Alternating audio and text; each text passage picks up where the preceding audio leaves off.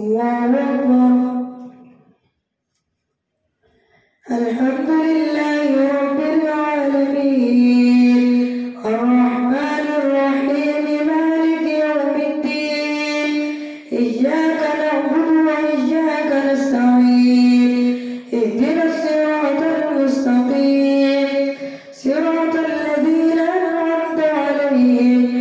غير المغضوب عليهم ولا الضالين.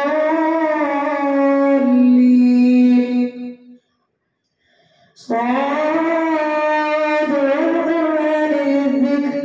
بل الذين كفروا في عزة وشقاق كم أهلكنا من قبلهم من قرن فنادوا ولا حين مناص وعجبوا أن جاءهم منذر منهم وقال الكافرون هذا ساحر كذاب أجعل الآلهة إلها واحدا إن هذا لشيء عجاب.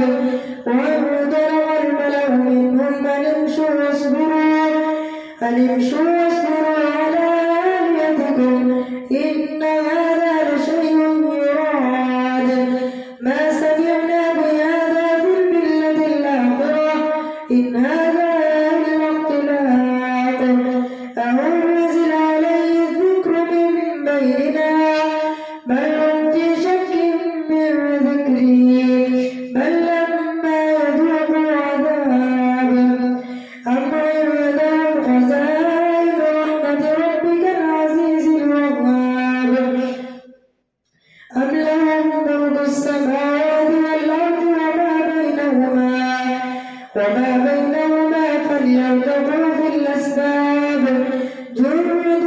ما هنالك مهزوم من الأحزاب كذبت قبلهم قوم نوح وعاد وفرعون ذو الأوتاد وثمود وقوم لوط وأصحاب الأيكة أولئك الأحزاب إن كل إلا كذب الرسل فحق عقاب وما ينزل هؤلاء إلا صيحة واحدة ما لها من فواق وقالوا ربنا عجل لنا قطنا قبل يوم الحساب اصبر على ما يقولون واذكر عبدنا داود ذا الأيد إنه أواب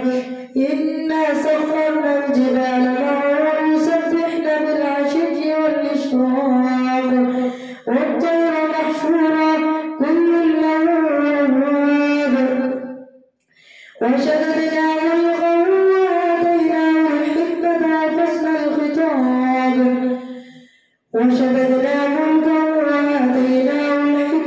وفصل الخطاب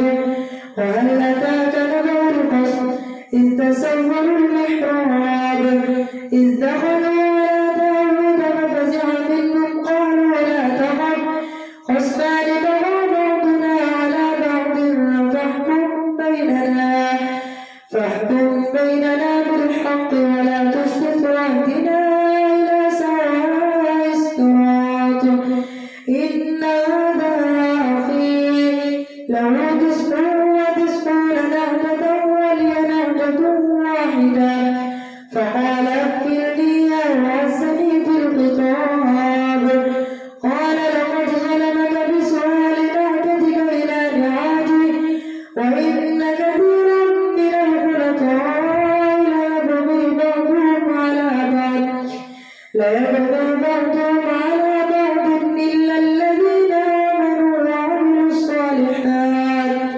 إلا الذين آمنوا وعملوا الصالحات وقليل ما هم وظن داود أنما فتناه فاستغفر ربه وخر راكعا وأناب. الله أكبر. الله أكبر. فغفرنا له وإن له عندنا لزلفى وحسن مآب يا داود إنا جعلناك خليفة في الأرض فاحكم بين الناس بالحق ولا تتبع الهوى فيضلك عن سبيل الله إن الذين يضلون عن سبيل الله لهم عذاب شديد بما نسوا يوم الحساب وما خلقنا السماء والأرض وما بينهما باطلا ذلك ظن الذين كفروا فويل للذين كفروا من النار أم نجعل الذين آمنوا وعملوا الصالحات كالمفسدين في الأرض أم نجعل المتقين كالفجار كتاب أنزلناه إليك مبارك ليدبروا آياته وليتذكر أولو الألباب ووهبنا لداود سليمان نعم العبد إنه أواب إذ عرض عليه بالعشي الصافنات الجياد فقال إني أحببت حب الخير عن ذكر ربي حتى توارت بالحجاب ردوها علي فطفق مسحا بالسوق والأعناق ولقد فتنا سليمان وألقينا على كرسيه جسدا ثم أناب قال رب اغفر لي وهب لي ملكا لا ينبغي لأحد من بعدي إنك أنت الوهاب فسخرنا له الريح تجري بأمره رخاء حيث أصاب والشياطين كل بناء وغواص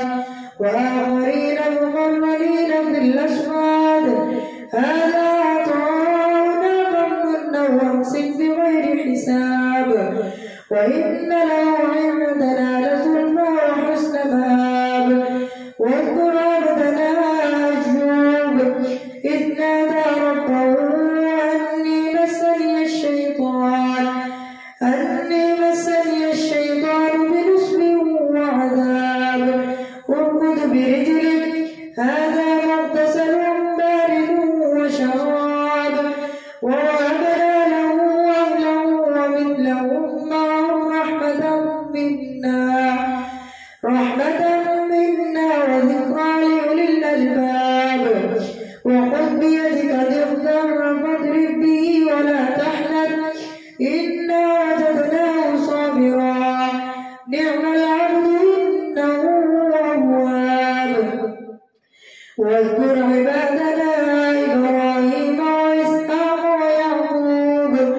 أولي الأيدي والأبصار إنا أخلصناهم بخالصة ذكر الدار وإنهم عندنا لمن المصطفين الأخيار واذكر إسماعيل واليسع وذا الكفل وكل من الأخيار هذا ذكر وإن للمتقين لحسن مآب جنات عدن مفتحة لهم الأبواب وعندهم قاصرات الطرف أتراب هذا ذكر وإن للمتقين لحسن مآب جنات عدن مفتحة لهم الأبواب متكئين فيها يدعون فيها بفاكهة كثيرة وشراب وعندهم قاصرات الطرف أتراب هذا ما توعدون ليوم الحساب إن هذا لرزقنا ما له من نفاد هذا وإن للطاغين لشر مآب جهنم يصلونها فبئس المهاد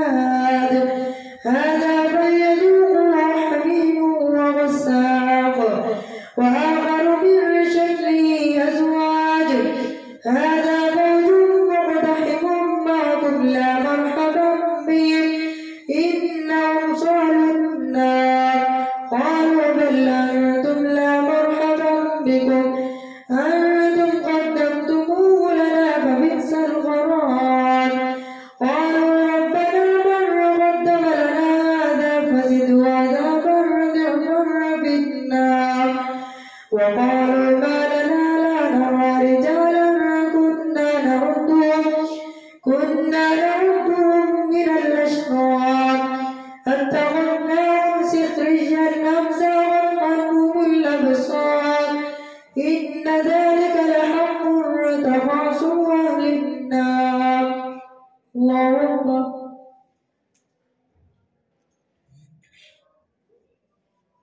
سمع الله لمن حمده. الله أكبر.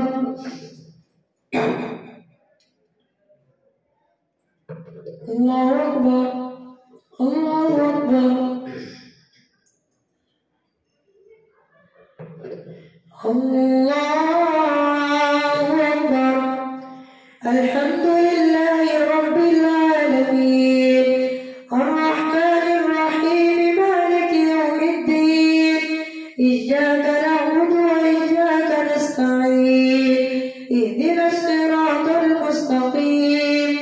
صراط الذين أنعمت عليهم غير المغضوب عليهم ولا الضالين. قل إنما أنا منذر وما من إله إلا الله الواحد القهار رب السماوات والأرض وما بينهما العزيز الغفار. قل هو نبأ عظيم أنتم عنه معرضون. ما كان لي من علم بالملأ الأعلى إذ يختصمون إن يوحى إلي إلا أنما أنا نذير مبين. إذ قال ربك للملائكة إني خالق بشرا من طين فإذا سويته ونفخت فيه من روحي فقعوا له ساجدين فسجد الملائكة كلهم أجمعون إلا إبليس استكبر وكان من الكافرين. قال يا إبليس ما منعك أن تسجد لما خلقت بيدي أستكبرت أم كنت من العالين. قال أنا خير منه خلقتني من نار وخلقته من طين. قال فاخرج منها فإنك رجيم وإن عليك لعنتي إلى يوم الدين. قال رب فأنظرني إلى يوم يبعثون إلى يوم الوقت المعلوم. قال رب فأنظرني إلى يوم يبعثون. قال فإنك من المنظرين إلى يوم الوقت المعلوم. قال فبعزتك لأغوينهم أجمعين إلا عبادك منهم المخلصين. قال فالحق والحق أقول لأملأن جهنم منك وممن تبعك منهم أجمعين. قل ما أسألكم عليه من أجر وما أنا من المتكلفين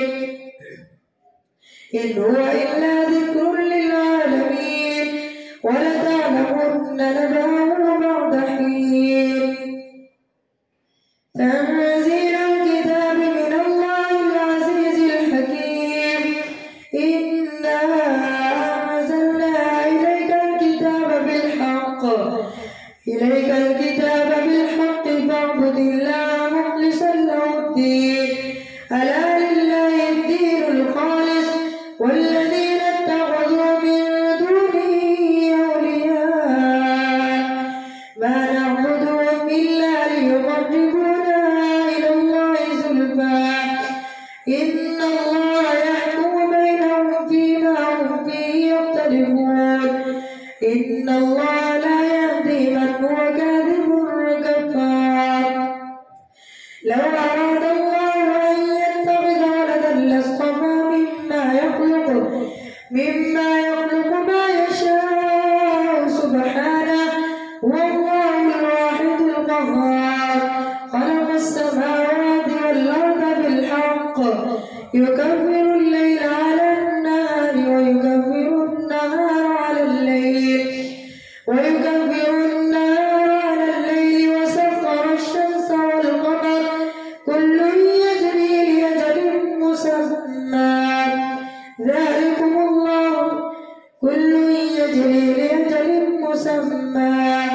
ألا هو العزيز الغفار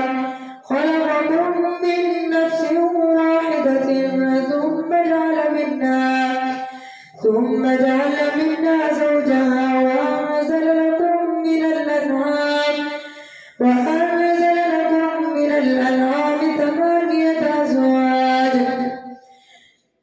يخلقكم في بطون أمهاتكم خلقا من بعد خلق في ظلمات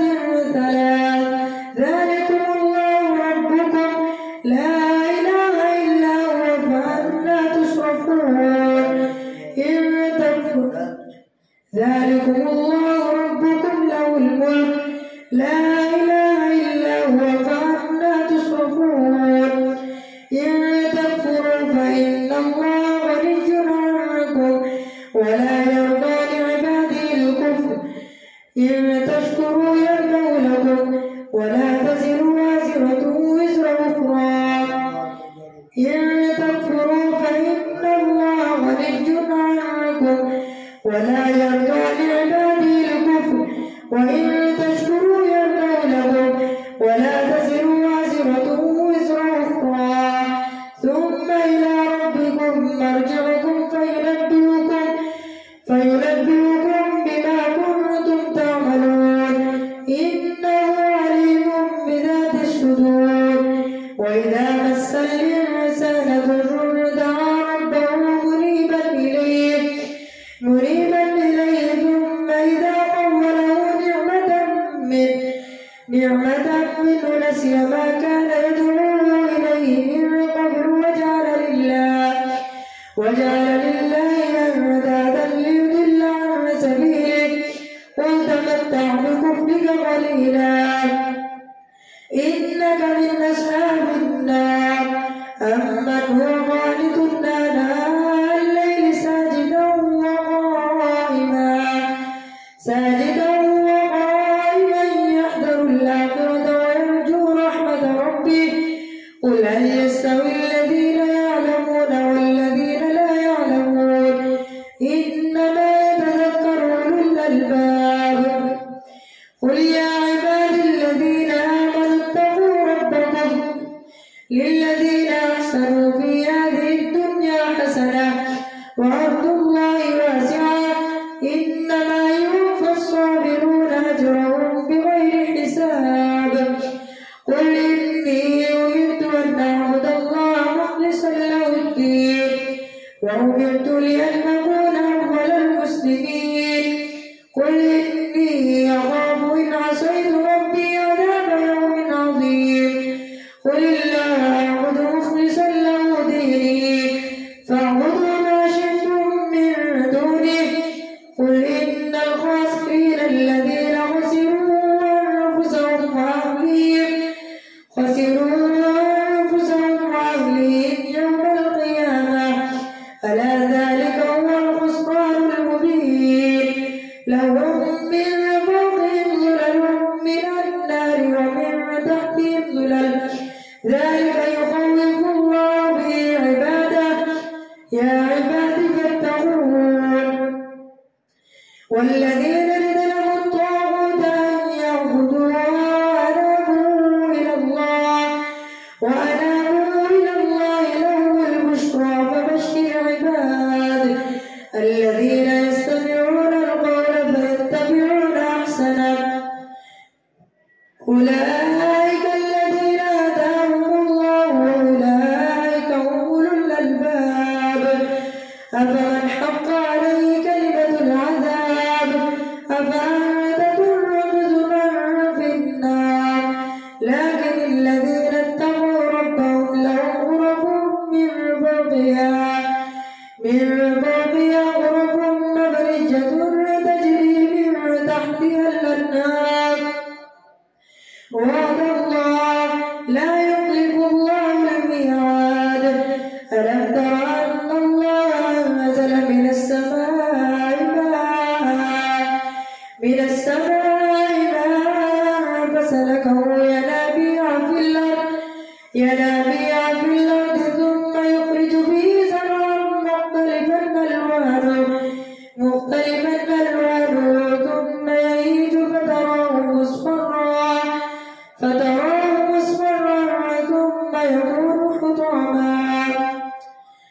تراه مصفرا ثم يجعله حطاما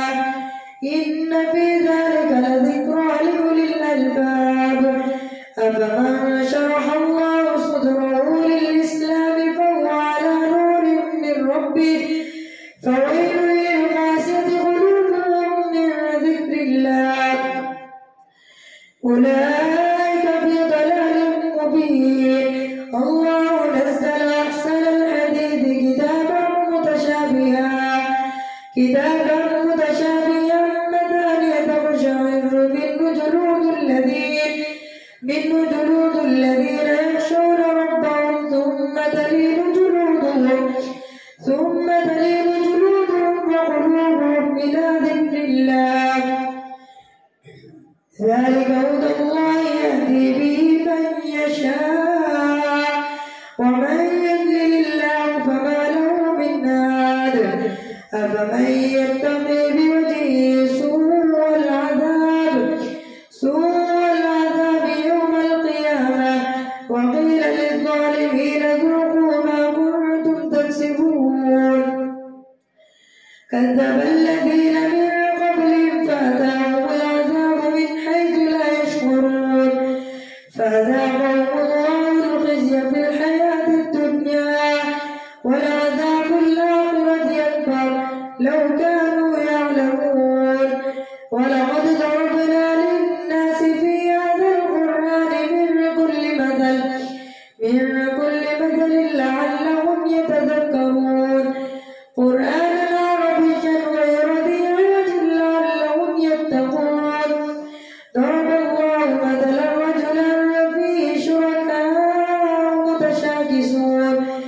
فيه شركاء متشاكسون ورجلا سلما لرجل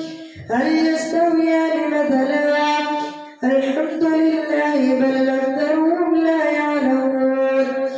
إنك ميت وإنهم ميتون ثم إنكم يوم القيامة